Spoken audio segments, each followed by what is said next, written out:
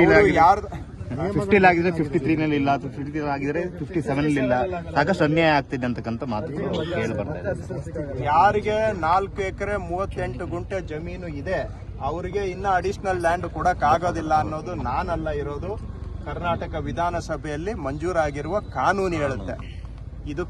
ಇದು ಬಗರುಕುಂ ಯಾರಿಗಿರೋದು? ಭೂರಹಿತ ರೈತರಿಗೆ ಇರುವಂತಹದ್ದು, ಬಡವರಿಗೆ. ಭೂಮಿ ಇರೋರಿಗೆ ನೀವು ಕೊಡೋ ಆಗಿದ್ರೆ ಯಾವ ಸೀಮೆ ನ್ಯಾಯ ಇದು ಅಂತಾದ್ರೂ ಸ್ವಲ್ಪ ಯೋಚನೆ ಮಾಡಿ. ಭೂಮಿ ಇರೋರು ಹಿಂದೆ ಪದೇ ಪದೇ ಪಡ್ಕೊಂಡಿರೋರು ಅವ್ರಿಗೆ ಕೊಡ್ತಾ ಹೋದ್ರೆ ಏನು ಇಲ್ಲದೆ ಕಟ್ಟ ಕಡೆಯಲ್ಲಿ ನಿಂತಿರೋ ದಾಸಪ್ಪನ್ ನೋಡೋರಾದ್ರೂ ಯಾರು? ಯೋಚನೆ ಮಾಡಿ. ಕೊಟ್ಟೋರಿಗೆ ಕೊಡ್ಬೇಕು ಅಂತಂದ್ರೆ ಕನ್ಫ್ಯೂಷನ್ ಏನಿದೆ ಅಂತ ನಿಮ್ ನಾಯಕರೊಬ್ಬರು ಮಾತಾಡಿದ್ದಾರೆ. ಏನಂದ್ರೆ 10 ಗುಂಟೆ ಮಂಜೂರಾಗಿದ್ರು ಕೂಡ 50 ನಲ್ಲಿ 10 ಗುಂಟೆ ಮಂಜೂರಾಗಿದ್ರು ಕೂಡ 53 ಅಥವಾ 57 ನಲ್ಲಿ ಮತ್ತೆ 10 ಗುಂಟೆಗೆ ಹಾಕಿದ್ರೆ ಅವ್ರಿಗೆ ಮಂಜೂರಾತಿ ಸಿಗೋದಿಲ್ಲ ಅಂತಕ್ಕಂಥ ಸರ್ಕ್ಯುಲರ್ ಬಂದಿದೆ ಅಂತೇಳಿ. 4 ಎಕರೆ 38 ಗುಂಟೆಗೆ ಅಂತ ಹೆಚ್ಚು ಇರೋರಿಗೆ ಮಾತ್ರ ಕೊಡ್ಲಿಕ್ಕೆ ಬರೋದಿಲ್ಲ, ಉಳಿದವರಿಗೆ ಕೊಡೋದಕ್ಕೆ ಅವಕಾಶ ಇದೆ. ನಾನು ಒಬ್ಬೊಬ್ಬರಿಗೆ ಉತ್ತರ ಕೊಡಕ್ ಹೋಗಲ್ಲ, ಅವ್ರು ಸರಿಯಾಗಿ ಅರ್ಥ ಮಾಡ್ಕೊಂಡ್ರೆ ಹೇಳ್ಬೋದು. ಎರಡನೇದು, ಯಾರ್ದಾದ್ರೂ ಅರ್ಜಿ ತಪ್ಪಾಗಿ ರಿಜೆಕ್ಟ್ ಆಗಿದ್ರೆ ಅದು ಎಸಿಗೆ ಅರ್ಜಿ ಕೊಡ್ಲಿ, ಡಿಸಿಗೆ ಅರ್ಜಿ ಕೊಡ್ಲಿ, ಶಾಸಕರಿಗೆ ಅರ್ಜಿ ಕೊಡ್ಲಿ, ಇಲ್ಲ ಅಂದ್ರೆ ನನ್ನ ಕೈಗೆ ಕೊಡಿ. ಯಾರ್ದಾದ್ರೂ ಅನ್ಯಾಯವಾಗಿ ಅವ್ರದ್ದು ರಿಜೆಕ್ಟ್ ಆಗಿದ್ರೆ ಅದನ್ನ ಮತ್ತೆ ರೀಕನ್ಸಿಡರ್ ನಾವು ಮಾಡ್ತೇವೆ. ಹೈಕೋರ್ಟ್ ಹೋಗ್ಬೇಕು ಏನಿಲ್ಲ, ಸರ್ಕಾರನೇ ಅದನ್ನ ಮತ್ತೆ ಮರುಪರಿಶೀಲನೆಗೆ ಸರ್ಕಾರನೇ ಕೊಡಬಹುದು. ಡಿಸಿಗೆ ಪವರ್ಸ್ ಇದೆ, ರೀಕನ್ಸಿಡರ್ ಮಾಡಿ ಅಂತ. ಅದಕ್ಕೇನು ಆತರ ರೀಕನ್ಸಿಡರೇಷನ್ ಮಾಡೋದಕ್ಕೆ ಕೋರ್ಟಿಗೆ ಹೋಗ್ಬೇಕಾದ ಅವಶ್ಯಕತೆ ಇಲ್ಲ. ಡಿಸಿ ಅವರಿಗೆ ಅರ್ಜಿ ಕೊಟ್ಟು ಡಿಸಿ ಅವರು ಅದರಲ್ಲಿ ಕನ್ವಿನ್ಸ್ ಆದ್ರೆ ಇದನ್ನ ಈ ಅರ್ಜಿಯನ್ನ ರೀಕನ್ಸಿಡರ್ ಮಾಡಿ ಅಂತೇಳಿ ಡಿಸಿ ಅವರೇ ಹೇಳ್ಬಹುದು.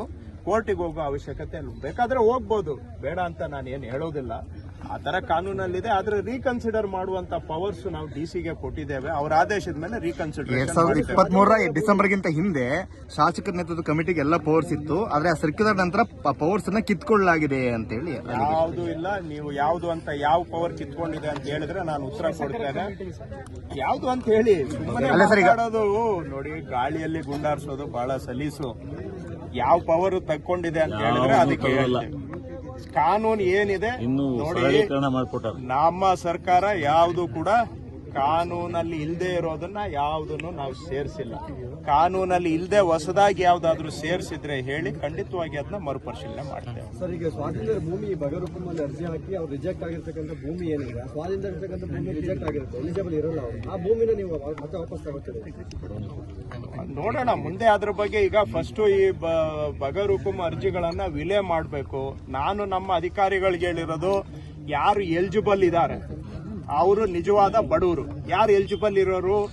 ಭೂಮಿ ರಹಿತರು, ಭೂಮಿ ಇಲ್ಲದೆ ಇರೋ ಬಡವರು, ಪ್ಲಸ್ ಸಾಗುವಳಿ ಮಾಡ್ತಾ ಇರೋರು, ಇವರು ಇವತ್ತು ಎಲಿಜಿಬಲ್. ಅವ್ರಿಗೆ ಸೇವೆ ಮಾಡಬೇಕಾಗಿರೋದು ಸರ್ಕಾರದ ನಂಬರ್ 1 ಧರ್ಮ, ಕರ್ತವ್ಯ. ಫಸ್ಟ್ ಎಲಿಜಿಬಲ್ ಇರೋ ರೈತರಿಗೆ ಕೊಡೋ ಅಂತ ಕೆಲಸ ಆಗಬೇಕು. ಇನ್ನೊಂದು 3-4 ತಿಂಗಳೊಳಗಡೆ ಎಲ್ಲಾ ಎಲಿಜಿಬಲ್ ಎಷ್ಟೇನ ಇರ್ಲಿ, ಅದು 10 ಇರ್ಬೋದು, 40 ಇರ್ಬೋದು, ನನಗ್ ಗೊತ್ತಿಲ್ಲ. ಕಾನೂನು ಹೇಳುತ್ತೆ ಯಾರು ಎಲಿಜಿಬಲ್ ಅಂತ. ಕಾನೂನು ಪ್ರಕಾರ ಯಾರು ಎಲಿಜಿಬಲ್ ಇದ್ದಾರೆ, ಫಸ್ಟ್ ಪ್ರಯಾರಿಟಿ ಎಲಿಜಿಬಲ್ ಇರೋರಿಗೆ ಸಾಗುವಳಿ ಚೀಟಿ ಕೊಡೋದು ನಮ್ಮ ಮೊದಲನೇ ಆದ್ಯತೆ. ಅದನ್ನ ಮಾಡಿ ಉಳಿದಿದ್ದು ಆ ನಂತರದ ಕೆಲಸ. ಈಗ ಯಾರೋ ಅವ್ರು ತಪ್ಪು ಮಾಡವ್ರೆ, ಇವ್ರು ತಪ್ಪು ಮಾಡವ್ರೆ, ಅವ್ರು ಒತ್ತುವರಿ ಮಾಡವ್ರೆ ಅಂತೇಳಿ ಎಲಿಜಿಬಲ್ ಇರುವಂತ ಬಡ ರೈತರಿಗೆ ಯಾಕೆ ತೊಂದರೆ ಆಗ್ಬೇಕು?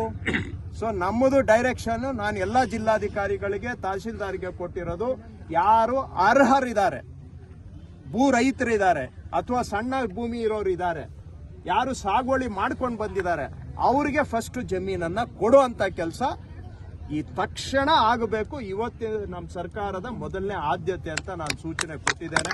ಸೊ ಅದನ್ನ ಮಾಡೋಣ. ಉಳಿದಿದ್ದು ನೀವು ಹೇಳಿದ ಪ್ರಶ್ನೆಗೂ ಆಮೇಲೆ ಬರೋಣ, ನೋಡೋಣ. ಅದು ನನ್ನೊಬ್ಬನ ತೀರ್ಮಾನ ಅಲ್ಲ, ಇಡೀ ವಿಧಾನ ಮಂಡಲ ಇದೆ, ಸರ್ಕಾರ ಇದೆ, ಸರ್ಕಾರದ ಹಂತದಲ್ಲಿ ತೀರ್ಮಾನ ಮಾಡ್ತೇವೆ. ಈ ಗೋಮಾಳ